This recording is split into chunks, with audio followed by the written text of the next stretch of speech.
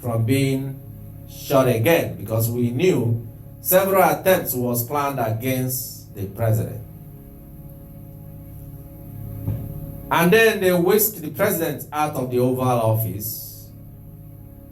The man that handed the documents to the president,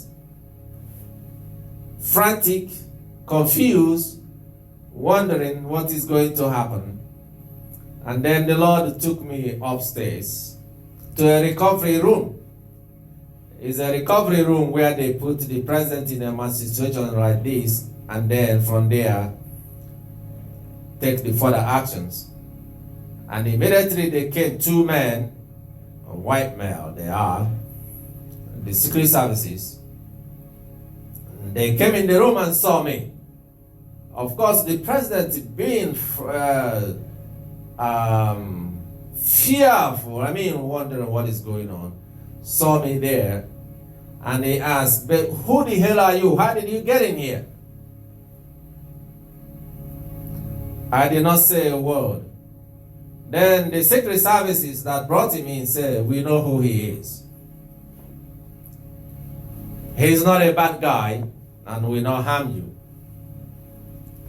And they turn around to go to another room, and I say, "Wait. You are worried," and that's what I said to the president and the secret services.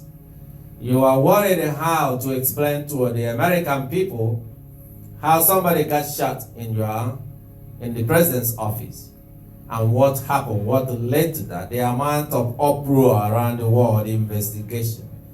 And I said that the president is alive, and I will testify to what has happened, that I was in there, and I told them what happened. So they knew that I was there, and I saw the shooter. So, and then I said then in the message that those, and I told them what the purpose is, because everybody was wondering what's going on. The order that you signed, and I'm giving more details too in this message than the one I did on Facebook, before the operation in Iran to destroy the nuclear plants.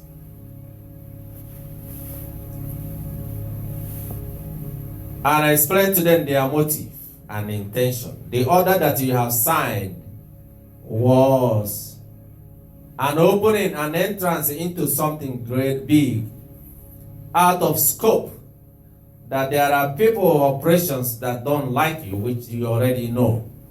And they know how popular you are. And that nothing will happen in your administration or disrupt it, because you are supported by both Democrats and the Republicans and the Independents, that majority of the Americans are with you.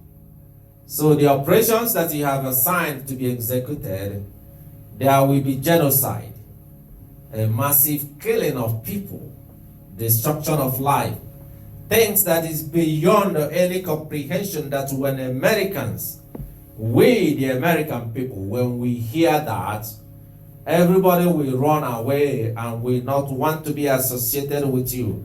And then they will unleash all manners of attack in order to destroy your administration, like they did the first time.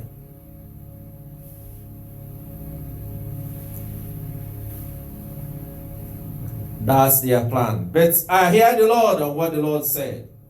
They will fail. That what they have planned and what they will do will not turn the American people against you.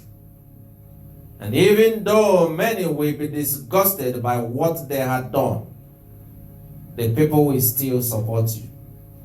But this message is for you to beware and make plan to protect yourself and your administration from falling into their trap.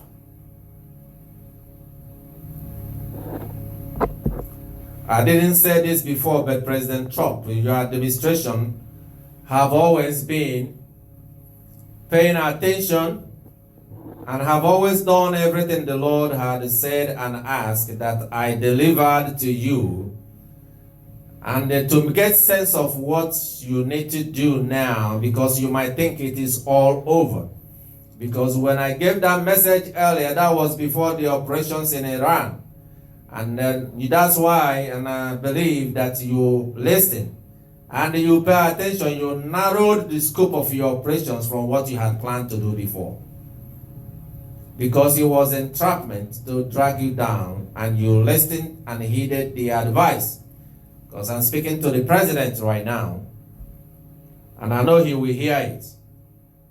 That if you read Psalm 35, never let that psalm pass out of your way.